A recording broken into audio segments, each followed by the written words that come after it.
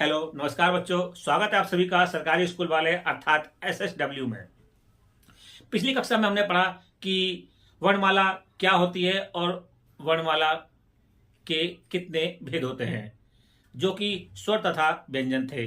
आज की कक्षा में हम जानेंगे कि स्वर क्या होते हैं और स्वर के कितने भेद होते हैं। जैसे कि आप लोग बोर्ड पर देख रहे हैं, स्वर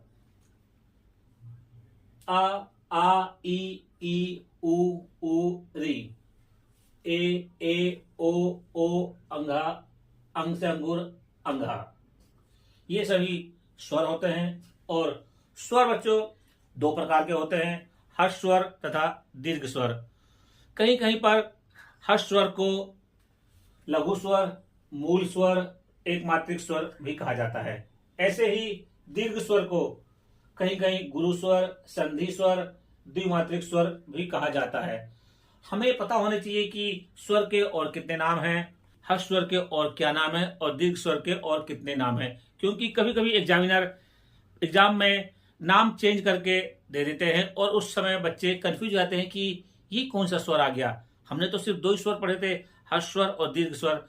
तो बच्चों उसी को देखते हुए हमने यहाँ पर हर्ष स्वर के सारे नाम लिखे हैं और दीर्घ स्वर के सभी नाम लिखे हैं। आप इनको अपने नोटबुक में नोट कर ले, जिससे आपको आगे के लिए आसानी रहे। हर्ष स्वर, लघु स्वर, मूल स्वर, एक मात्रिक स्वर। और ये कौन से होते हैं वे देखिए, आ, ई, उ, री। सिर्फ ये चार वर्ण ही हर्ष स्वर होते हैं। इन्हें आप विशेष रूप से अच्छे से याद कर लें। और अब बात आती है दीर्घ स्वर की। दीर्घ स्वर कौन से होते हैं? दीर्घ स्वर आ, ई, उ, ए, ओ। ये हो गए सभी अपने दीर्घ स्वर। अभी हमने जाना कि स्वर कितने प्रकार के होते हैं, दो प्रकार के, हर्ष स्वर एंड दीर्घ स्वर। अब हम जानेंगे कि दीर्घ स्वर में भी प्रकार होते हैं। दीर्घ स्वर में भी दो प्रकार हैं, जैसे कि मूल दीर्घ स्वर, संयुक्त दीर्घ स्वर। मूल दीर्घ स्वर को भी सजातीय संधि स्वर कहते हैं, संयुक्त दीर्घ स्वर को भी विजातीय संधि स्वर कहते हैं। ये भी इनके अपने दो दो नाम हैं।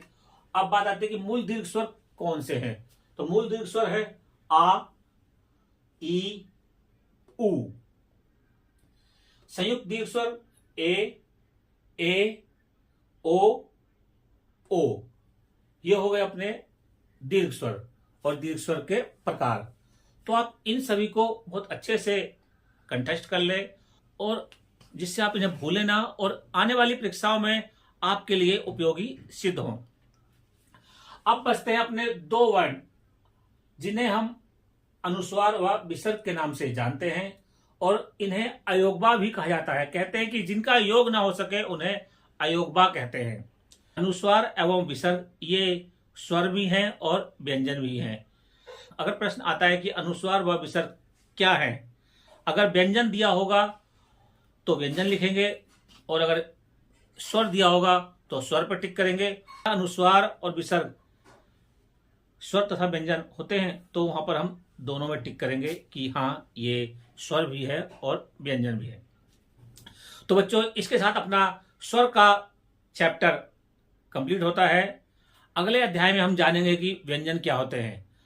और आपको ये वीडियो कैसा लगा? अगर आपको ये वीडियो पसंद आया तो वीडियो को लाइक करें और शेयर करें और कमेंट भी करें। साथ में अपने चिर परिचित को वीडियो शेयर अवश्य करें, जिससे कि वह भी इस वीडियो का लाभ ले सके और वह भी अपनी आने वाली प्रतियोगी परीक्षाओं में इस वीडियो से सहायता प्राप्त कर सके। और साथ में आप कमेंट में अपने शहर का नाम लिखना ना भूलें, जिससे पता लग सके कि आप हमारा वीडियो कहां कहां से देख रहे हैं। धन्यवाद बच्चों।